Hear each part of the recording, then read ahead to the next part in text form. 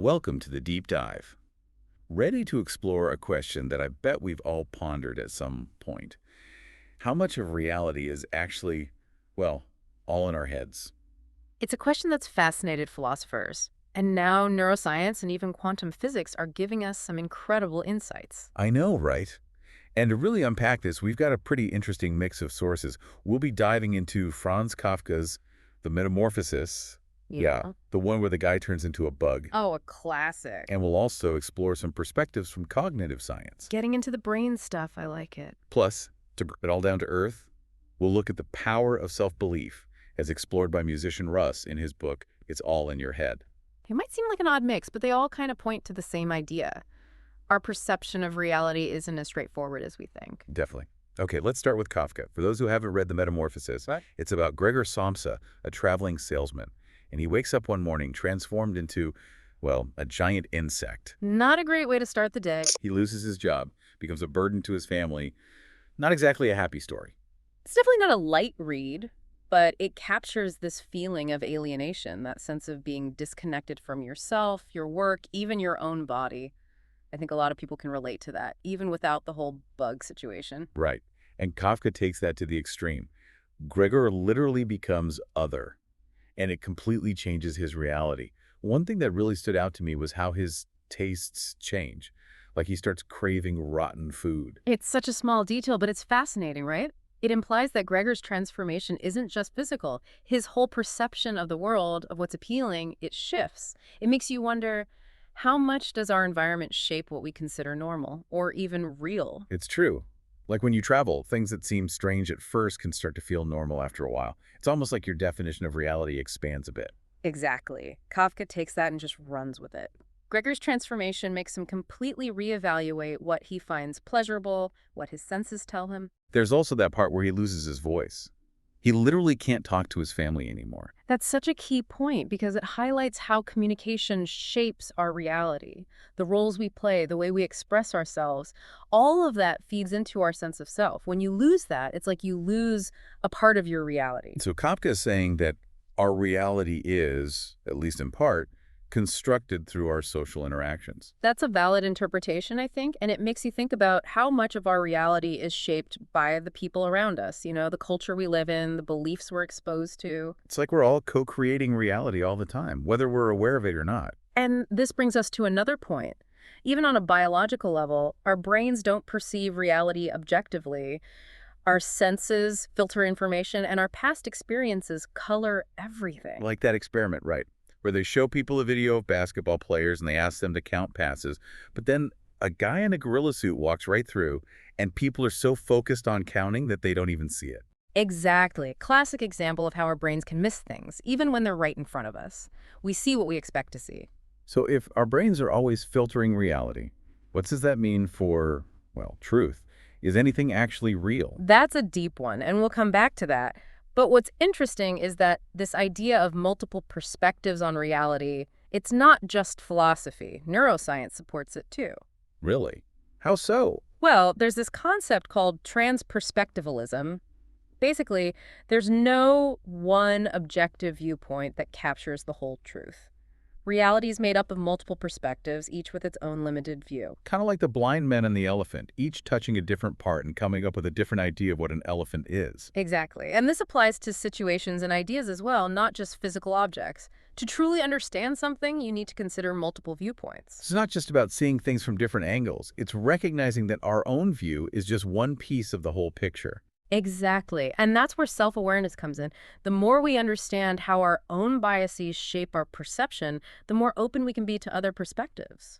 And that can lead to a more nuanced, maybe even a more accurate understanding of reality itself. Exactly. It's being okay with not having all the answers. So we've got Kafka showing us how alienation can warp our reality, neuroscience showing us the limits of our senses, and this idea that truth is multifaceted. Where does the power of self-belief fit into all of this? Well, in his book, It's All in Your Head, Russ argues that so much of reality is filtered through our subconscious. Beliefs, even the ones we're not fully aware of, can shape our perceptions, our actions, everything. He talks about having this almost delusional self-belief, especially when chasing a dream. Right. It's not just about positive thinking. It's recognizing that our beliefs have a very real impact on how we interact with the world. He gives that example right. Working all those odd jobs while trying to make it as a musician. Easy to get discouraged, but he had this unshakable belief in his musical destiny.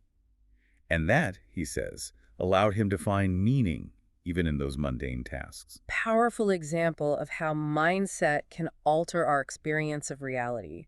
If you believe something strongly enough, it can change how you see the world. And lead to action, too. He had that song a week until I blow up strategy. Just constant action, fueled by that self-belief. That's where self-fulfilling prophecy comes in, right? Yeah. Manifestation. Our beliefs influence our actions, and those actions in turn shape our reality. So it's like our thoughts aren't just happening in some bubble. They have the power to actually influence the external world. Exactly. We're not just watching reality unfold, we're active participants. Okay, this is all pretty mind-blowing. Alienation, the limitations of our senses, the power of self-belief. But there's one more layer to this whole is reality real question that I want to explore.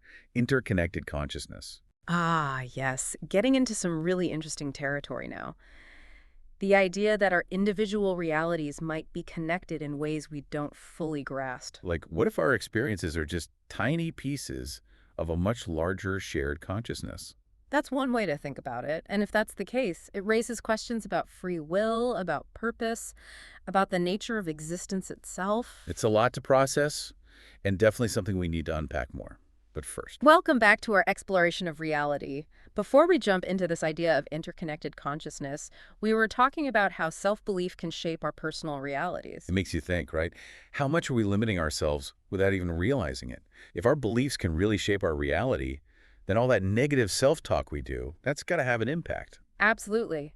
Becoming aware of those limiting beliefs, challenging them, it could be the key to experiencing a different reality. It's almost like our brains are wired to see what we already believe instead of seeing things as they really are. That's a really interesting way to put it.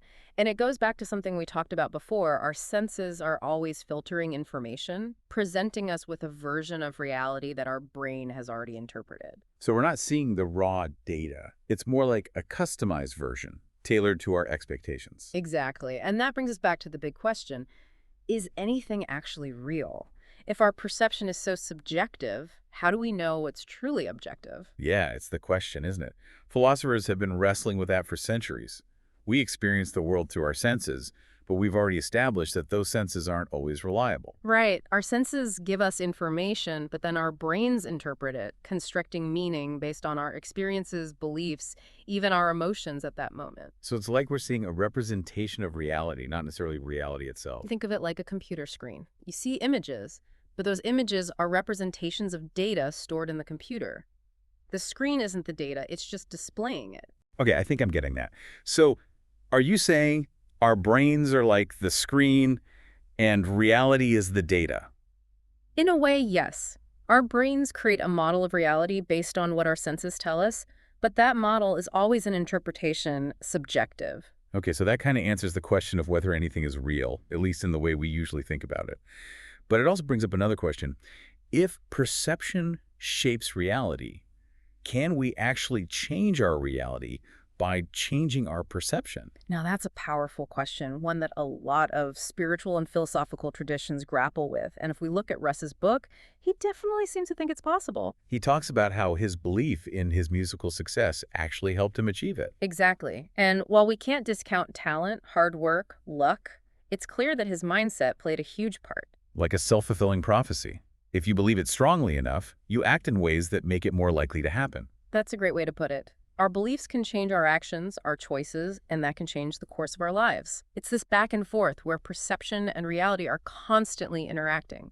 So if someone is stuck in a negative cycle, can they break free just by changing their beliefs? It's definitely possible. It's not about ignoring the challenges, but about recognizing that our minds have power in how we experience them, how we respond to them.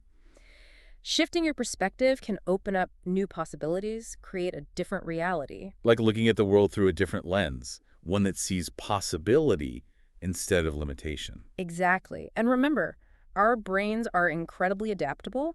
The more we focus on positive thoughts, the stronger those pathways become, making positive experiences more likely. Like you're training your brain to see the world differently.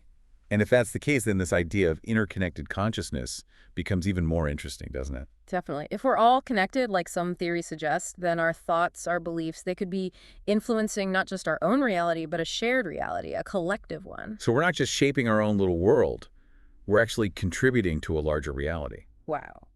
And if that's true, we have a responsibility to be aware of the thoughts and beliefs we're putting out into the world. Like we're all part of this giant energy web, and our individual vibes are impacting the whole thing. That's a powerful image.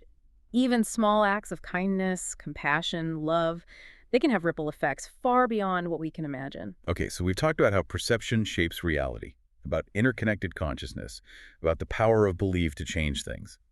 But there's one big question I still have. If nothing is objectively real, what are we? What does it mean to be human in a reality that's always changing based on how we see it? That's the big one, isn't it? The existential question that's haunted philosophers, artists, all of us, probably. It's the same question that Kafka's Gregor is dealing with as he tries to make sense of his new life as a bug. It's a question that gets to the core of what it means to exist, to be conscious, to experience the world. And I don't think there's an easy answer, but maybe that's okay. Maybe the journey of asking these questions is more important than finding the answer. You're saying that the search for meaning is what matters, even if the answers stay hidden. I think there's something to that. By asking questions, by exploring, by being open to new possibilities, we make our experience of being human richer, even in a reality that might be more fluid and subjective than we ever imagined. So even if we can't figure out what we are, we can still find meaning in the search itself. Absolutely. And who knows, maybe by embracing the mystery, admitting that we don't have all the answers, and choosing to focus on love, compassion, connection, maybe we can start to create a reality that feels a little more real, a little more meaningful, a lot more fulfilling. Welcome back to the deep dive. We've been exploring this whole idea of reality, and it's getting pretty deep. It's a real mind bender, for sure. We've covered so much. Kafka, neuroscience, self-belief, even interconnected consciousness. And it seems like the more we dig into it, the more we realize that reality is a lot more fluid than we thought. And that raises some interesting questions about, well, how we deal with the world, especially with how hectic things feel these days. It made me think about something you mentioned earlier, about how our surroundings influence our perception. Do you think some of the stress and anxiety we feel in modern life is actually amplified by the environment we've created? It's a good point. I mean, think about it. We're constantly bombarded with information, pressure to be connected all the time, the speed of everything. It's a recipe for feeling overwhelmed and out of control. Like we're drowning in noise, literally and figuratively. Hard to find any peace and quiet. And all that stimulation makes it hard to connect with ourselves, our inner voice, our values. We end up just reacting to everything instead of consciously shaping our own reality. So are you saying that some of the problems we face as a society, like anxiety, depression, that feeling of meaninglessness, could be because we're disconnected from our true selves and a deeper sense of reality? It's definitely a possibility. When we're bombarded with external stuff, it's easy to lose sight of our internal compass. We start chasing external validation, material things, but those rarely bring true fulfillment. It's like we're looking for happiness in all the wrong places, trying to find something outside ourselves that can only be found within. I like that. And it ties back into the power of self-belief. When you know yourself, your values, your purpose, you're less likely to get swept up in the expectations and pressures of the world. You can handle the complexities of life without losing yourself. So maybe the key to finding peace in this crazy modern world isn't about ditching technology or running away to some island. Maybe it's about finding that inner stillness, connecting with our true selves, and choosing the thoughts and beliefs that shape our reality. Beautifully said. It's about recognizing that we have more power than we realize. We're not just victims of circumstance, we're co-creators of our reality. And maybe, just maybe, if we focus on things like love, compassion, connection, maybe we can start to shift the collective consciousness, create a better reality for everyone. It's a wonderful thought, and I truly believe it's possible, and it all starts with each of us taking responsibility for our own thoughts, beliefs, and actions. Well, I think we've reached the end of our deep dive for today. It's been an incredible journey, and I hope everyone listening has gained some new insights, a fresh perspective on the nature of reality, and the power of their own minds. Don't let the conversation end here. Keep exploring, keep questioning, keep shaping your own reality. And as always, thanks for joining us on The Deep Dive.